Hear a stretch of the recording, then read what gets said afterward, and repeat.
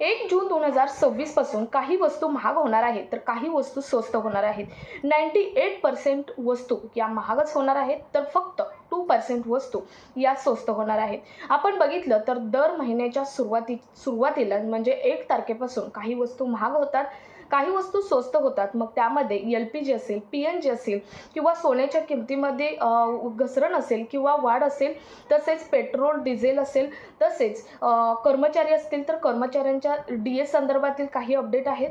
या सर्व अपडेट आपण आजच्या व्हिडिओमधून पाहणार आहोत, त्यामुळे व्हिडिओ स्किप न करता शेवटपर्यंत पाहायचा आहे. आजच्या व्हिडिओमधून आपण कोणत्या वस्तू 1 जून 2026 पासून महाग होणार आहेत तर कोणत्या वस्तू 1 जून 2026 पासून स्वस्त होणार आहेत याचा पूर्ण आढावा आजच्या व्हिडिओमधून घेणार आहोत, त्यामुळे व्हिडिओ स्किप न करता शेवटपर्यंत बघायचा आहे.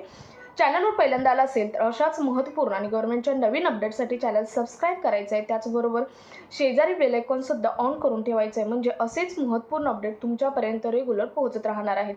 तर नमस्कार, मी पूनम आणि तुम्ही पाहत आहात पुन्हा एक नवीन अपडेट. तर असे एकूण 10 बदल आहेत, ते 10 बदल हे 1 जून 2026 पासून लागू होणार आहेत किंवा बदलणार आहेत. तर ते कोणते आहेत त्यातील पहिला आहे तो म्हणजे सोलार पॅनल संदर्भातील निर्णय आहे. तर बघा कोणता निर्णय आहे तर सोलार पॅनल हा जी सबसिडी आहे या संदर्भातील नियमांमध्ये मोठा बदल होण्याची शक्यता आहे. ALML यादीतील जे प्रामाणिक सोलार पॅनल वापरण्यावर भर दिला जात आहे यांच्यासाठी यामुळे काही सोलार सिस्टीम महाग होण्याची शक्यता आहे.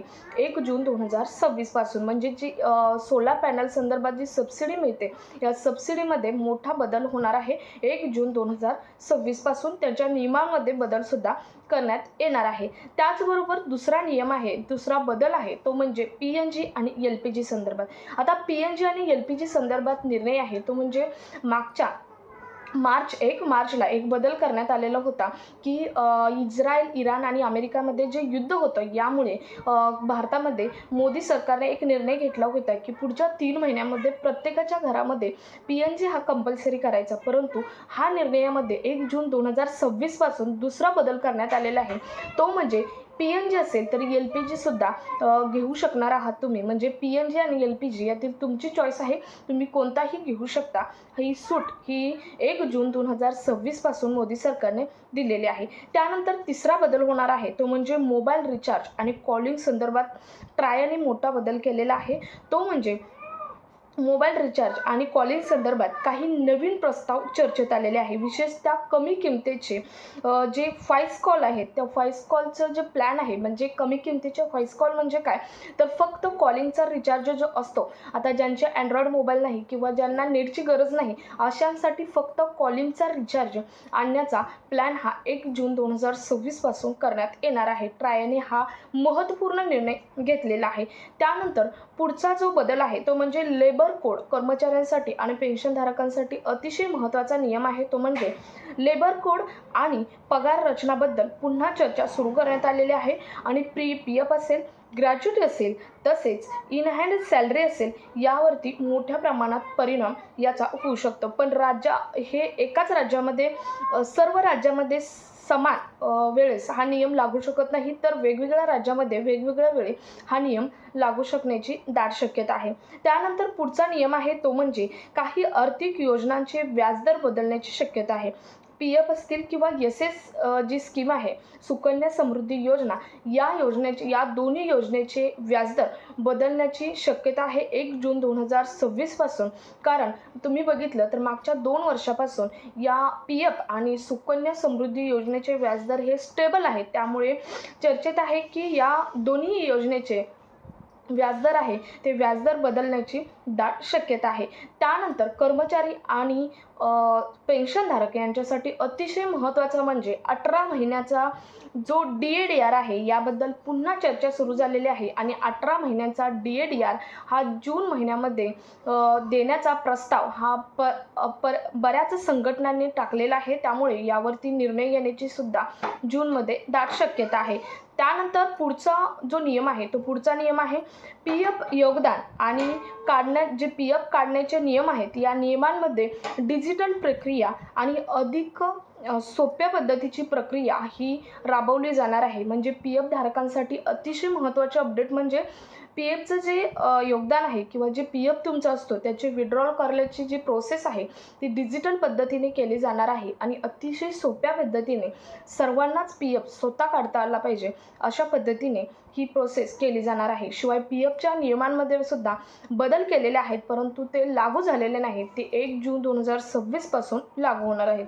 त्यानंतर पुढचा नियम आहे तो म्हणजे जीवन प्रमाणपत्र प्रक्रिया अतिशय सोपी करणार आहे. पेन्शनधारकांसाठी हा अतिशय महत्त्वाची अपडेट आहे, ती म्हणजे जीवन प्रमाणपत्र प्रक्रिया आहे. जीवन प्रमाणपत्र प्रक्रिया जी आहे ती सोप्या पद्धतीने केली जाणार आहे. महत्त्वाचं म्हणजे ऑक्टोबर-नोव्हेंबरमध्ये दरवर्षी पेन्शनधारकांना जीवन प्रमाणपत्र त्यांचा एक वयाचा पुरावा म्हणून जमा करावं लागतं, परंतु त्यासाठी बऱ्याच जे पेन्शनधारक आहेत त्यांना तकलीफ होते. त्यामुळे त्यांच्यासाठी जीवन प्रमाणपत्र प्रक्रिया सोपी केली जाणार आहे आणि जीवन प्रमाणपत्र प्रक्रिया जमा करण्यासाठी त्यांना घर बसल्या एक कॉलिंग नंबर हा कॉलिंग नंबर सुरू केलेला आहे. मागच्याच वीकमध्ये हा कॉलिंग नंबर सुरू केलेला आहे. ज्यांना बँकेमध्ये जाऊन किंवा विविध केंद्रामध्ये जाऊन हे जीवन प्रमाणपत्र जमा करावं लागतं. काही ज्येष्ठ नागरिक आहेत ज्यांना चालण्याची सुद्धा कंडिशन नसते. अशा ज्येष्ठ नागरिकांसाठी एक कॉलिंग नंबर तुम्हाला सुरू केलेला आहे. तो कॉलिंग नंबर त्याचा एक व्हिडिओ आपल्या चॅनलवर सेपरेट पोस्ट केला जाईल. कशी प्रोसेस आहे ते सुद्धा पोस्ट केली जाईल. परंतु पेन्शनधारकांसाठी 1 जून 2026 पासून हा अतिशय महत्त्वाचा निर्णय घेण्यात येणार आहे. सध्या कॉलिंग नंबर चालू आहे. बऱ्याच जणांनी सध्या जीवन प्रमाणपत्र ज्यांचं राहिलेलं आहे जमा करायचं या थ्रू तुम्ही जमा करू शकता. त्याची टोटल प्रोसेस काय आहे आपण सेपरेट व्हिडिओ त्याच्या चॅनलवर पोस्ट केला जाणार आहे. तर अतिशय महत्त्वाचा हा पुढचा बदल आहे. सर्व पेन्शनधारकांसाठी महत्त्वाचे अपडेट आहे.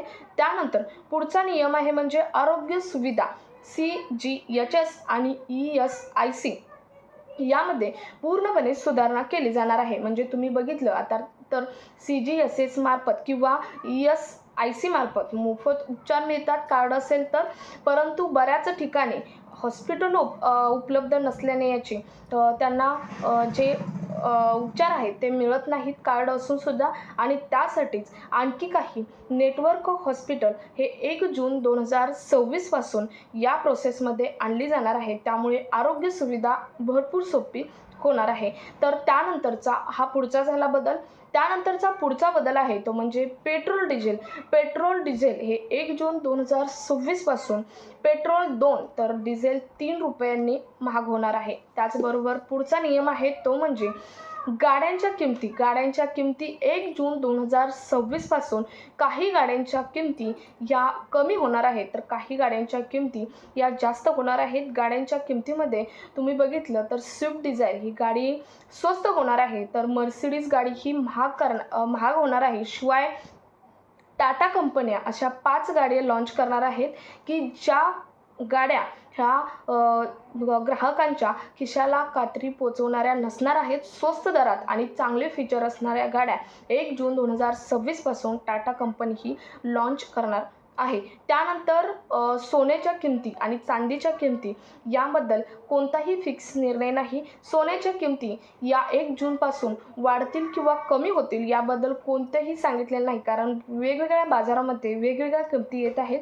त्यामुळे सोन्याच्या किमती एक दिवस वाढतात तर एक दिवस कमी होतात. त्यामुळे सोन्याच्या किमतीमध्ये कोणताही असा आपण महिन्याचा बदल हा सांगू शकत नाही. हा सोन्याच्या आणि चांदीच्या किमती हा दिवसेंदिवस कमी होत आणि वाढत असलेले आपल्याला दिसून येत आहेत. तर हे होते 10 बदल जे की 1 जून 2026 पासून सर्वांसाठी लागू होणार आहे. त्यामुळे अतिशय महत्त्वाचे हे नियम आहेत. त्यामुळे प्रत्येक व्यक्तींपर्यंत हा व्हिडिओ शेअर करा. भेटूयात पुढच्या एका नवीन अपडेटसोबत. तोपर्यंत धन्यवाद.